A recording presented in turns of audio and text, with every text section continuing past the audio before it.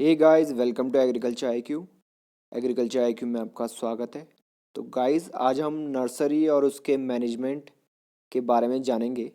बहुत important topic है और यहाँ पर देखिए बहुत अच्छा सेशन होगा। यहाँ पर बहुत कुछ जानने को मिलेगा। यहाँ पे पॉली हाउस क्या होता है, ग्रीन हाउस और पॉली हाउस में क्या डिफरेंस है, यहाँ पर कितना कंपोजिशन और मैन्योर और फर्टिलाइज़र का चाहिए है, और जो कौन कौन से गार्डन टूल्स है बहुत ज़रूरी हैं जो नर्सरी के लिए, वो सब आज हम जानेंगे।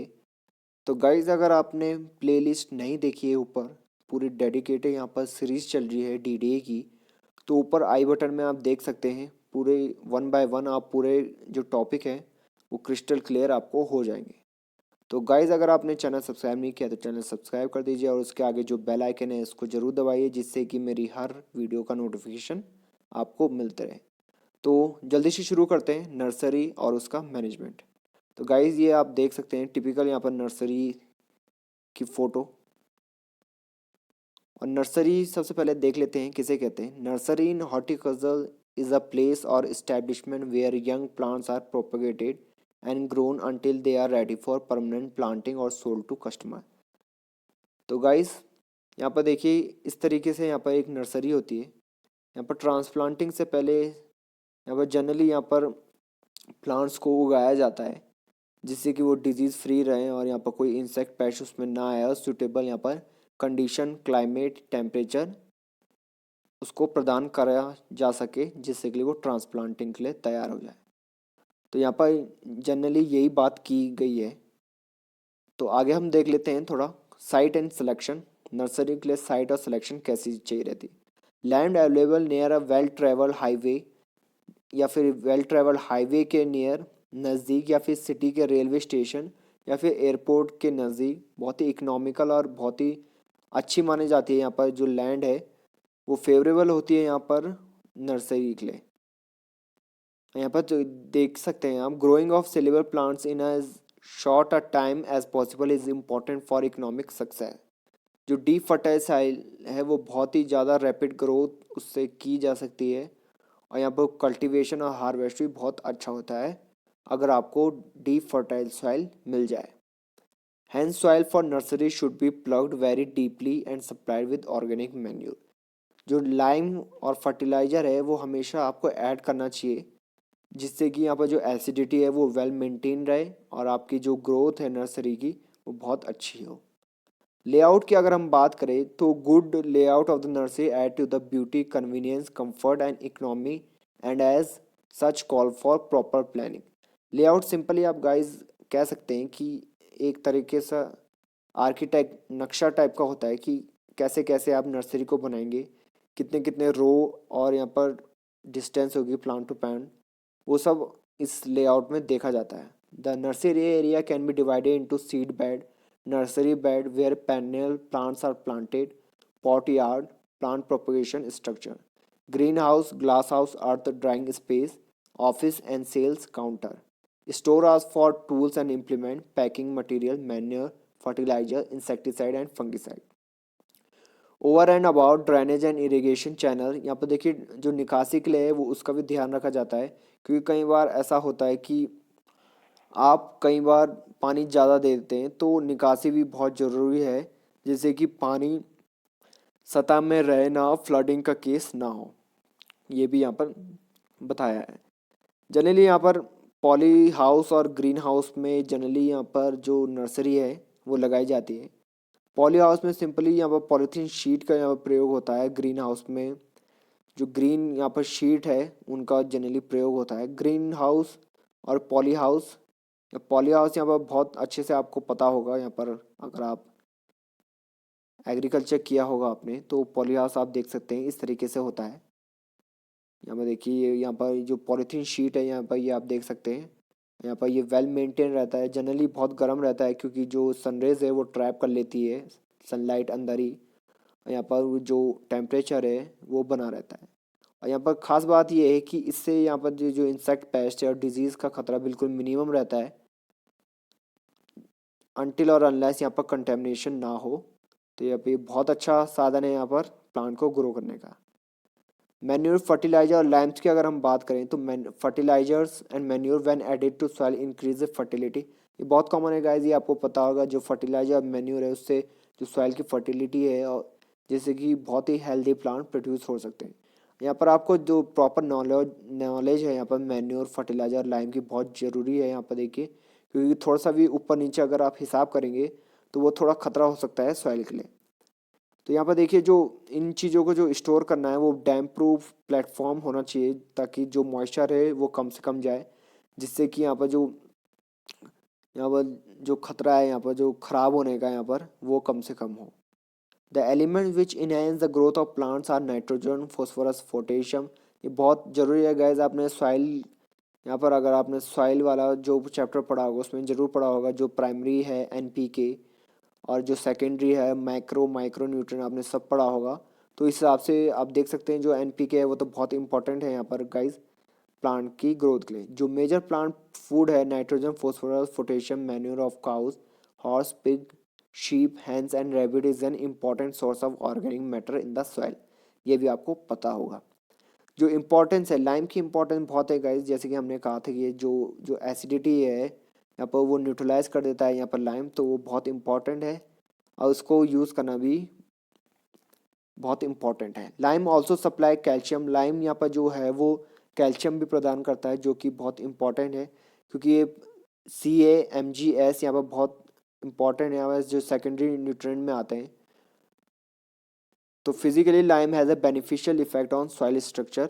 Chalk, ground limestone, calcium carbonate, hydrated lime, calcium hydroxide, quick lime, burn lime, calcium oxide, ये जनरली जो टाइप्स हैं यहाँ पर लाइम के, अलग अलग टाइप्स जो कि कार्बोनेट में यहाँ पर यूज़ होते हैं। Few types of lime which are generally available and can be use for soil amendment. To prevent loss and damage, proper attention should be given to storing fertilizers और lime. Maintenance की अगर हम बात करें कि soil की health कैसे maintain करें जिससे कि जो उत्पादन है बहुत ज़्यादा हो। To culture ornamental plants in a nursery, heavy organic manure should be used. Application of farmyard manure or compost help in taking care of any micronutrient deficiency in the soil। तो गाइज यहाँ पर आप देख सकते हैं जो ornamental plants हैं nursery में उसमें यहाँ पर हैवी ऑर्गेनिक मैन्योर का प्रयोग किया जाता है। ये आप देख सकते हैं हैवी ऑर्गेनिक मैन्योर का प्रयोग किया जाता है। और यहाँ पर देखिए जो फार्मयार्ड मैन्योर है, कंपोस्ट है, उससे जो माइक्रोन्यूट्रिएंट की जो डेफिशिएंसी है वो केयर में लाई जाती है। Soil receiving large quantities of manure lead to flower production with bright colors and luxurious foliage। अगर देखिए यहाँ पर जो ज़्यादा अगर मैन्योर डाला जाएगा तो यहाँ पर बहुत ही अच्छी यहाँ पर जो ग्रोथ होगी प्लांट की। जनरली हम यहाँ पर ऑर्नामेंटल की बात कर रहे हैं, तो जिससे कि ब्राइट कलर्स यहाँ पर प्रोड्यूस होंगे फ्लावर्स में, जो कि बहुत ही अच्छा है।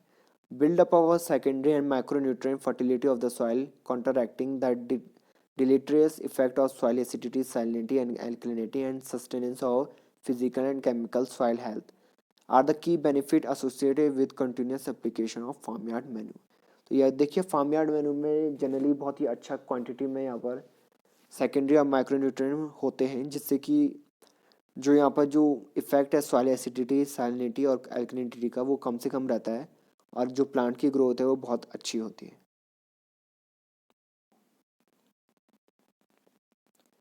नेक्स्ट हम देखेंगे यहाँ पर जो सब्स्टिट्यूशन है यहाँ पर 50% फर्टिलाइज़र, मिनरल फर्टिलाइज़र एंड जो नाइट्रोजन है वो हम या तो फार्म यार्ड मैन्यूर से या फिर ग्रीन मैन्यूर से आराम से रेनी सीजन में इसका यूज़ कर सकते हैं यहाँ पर प्रोडक्टिविटी ऑर्नामेंटल प्लांट्स के लिए।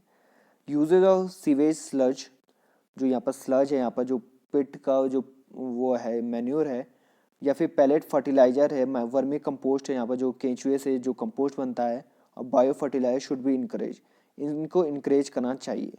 Bio fertilizer are product containing living cells of different types of micro organism that have the ability to mobilize nutrient from unusable form through biological process. Bio fertilizer guys आपको पता होगा यहाँ पर जिनमें कि यहाँ पर जो माइक्रो ऑर्गेनिज्म का यूज़ किया जाता है, जिससे कि जो अनयूजेबल फॉर्म है जिनका कोई यूज़ नहीं है उनको भी हम यूज़ में ला सकते हैं बायोलॉजिकल प्रोसेस से, जिसमें कि नाइट्रोजन फिक्सेशन यहाँ पर होता है और नॉन सिम्बायोटिक बैक्टीरिया, फॉस्फेट यहाँ पर आपने जनरली पढ़ा होगा अपनी बीएससी की क्लास में। Composition and uses of some manures and fertilizer, ये गाइस यहाँ पर इम्पॉर्टेंट है। यहाँ पर कुछ यहाँ पर नाम है जिनमें कि एनपीके परसेंटेज दे रखा है और उनको एप्लीकेशन रेट मतलब पर स्क्वायर मीटर में कितना डालना चाहिए और उनकी यूज़ क्या है ये हम देखेंगे। एमोनियम सल्फेट की अगर हम बात करें तो एनपीके परसेंट 2000 है। 25 ग्राम जनरली यूज़ किया जाता है पर स्क्वायर मीटर में। यूज़ हुआ है इसका क्विक वेजिटेटिव ग्रोथ में। एमोनियम फॉस्फेट की अगर हम बात करें तो यहाँ पर वेजिटेटिव ग्रोथ और फ्लावरिंग के लिए बहुत इंपॉर्टेंट है। यहाँ पर एनपीके परसेंट 2020 है, 25 ग्राम है। सुपर फॉस्फेट की अगर हम बात करें तो 016 है एनपीके परसेंटेज, 50 ग्राम जनरली यूज़ होता है और रूट डेवलपमेंट, फ्लावरिंग और सीड फॉर्मेशन के लिए बहुत इंपॉर्टेंट है। सल्फेट ऑफ पोटाश की अगर हम बात करें तो 0050 है एनपीके परसेंटेज, 100 ग्राम लिया जाता है। और यहाँ पर जो स्ट्रॉन्ग और यहाँ पर जो स्टडी ग्रोथ है, यहाँ पर जो वेल मेंटेन यूनिफॉर्म ग्रोथ और quality of bulb formation generally यहाँ पर फ्लावर के केस में जो बल्ब हैं उनके लिए बहुत इंपॉर्टेंट होता है। म्यूरेट ऑफ पोटैश की अगर हम बात करें तो 0060 है एनपीके परसेंटेज, 100 ग्राम जनरली लिया जाता है। और यहाँ पर ये भी generally strong and study growth के लिए है और जो क्वालिटी ऑफ बल्ब ट्रांसफॉर्मेशन उसके लिए बहुत इंपॉर्टेंट है। सोडियम नाइट्रेट की अगर यहाँ बात करें तो लीफ ग्रोथ के लिए इंपॉर्टेंट है और कैल्शियम नाइट्रेट की अगर हम बात करें तो वेजिटेटिव ग्रोथ और सीड फॉर्मेशन के लिए बहुत इंपॉर्टेंट है। नेक्स्ट हम बात करते हैं बेसिक स्लग की। तो यहाँ पर ये इंपॉर्टेंट है गुड वेग्योर के, यहाँ पर जो जो कलर है यहाँ पर प्लांट का उसके लिए बहुत इंपॉर्टेंट है। ब्लड मील की अगर हम बात करें तो क्विक एक्टिंग मैन्योर है यहाँ पर which can be applied to all soil types, यहाँ पर हर तरह की यहाँ पर जो सॉइल है उसके लिए यूज़ किया जाता है। कास्टर के अरंडी का जो केक है वो भी बहुत इंपॉर्टेंट है। 4.3, 1.8, 1.3 यहाँ पर एनपीके परसेंट है। 50 ग्राम जनरली यूज़ होता है और क्विक एक्टिंग मैन्योर है और ये सभी प्लांट के लिए।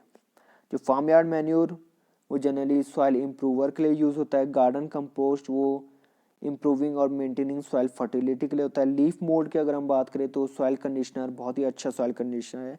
नाइट सॉइल जनरली जो ह्यूमन एक्सक्रीटर है वो 1 किलो जनरली लिया जाता है पर स्क्वायर मीटर और बल्कि ऑर्गेनिक मैन्योर है बहुत ही अच्छा यहाँ पर।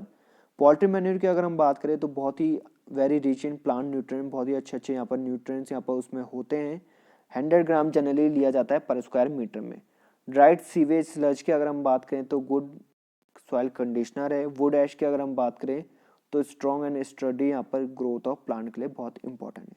ये गाइस बहुत इंपॉर्टेंट है, यहाँ पर क्वेश्चन सीधे बनने के चांस है चाहे तो एनपीके परसेंटेज के लिए या फिर दिया जा सकता है यहाँ पर स्क्वायर मीटर में यहाँ पर कितना चाहिए रहता है, ये भी आपको ध्यान देना है।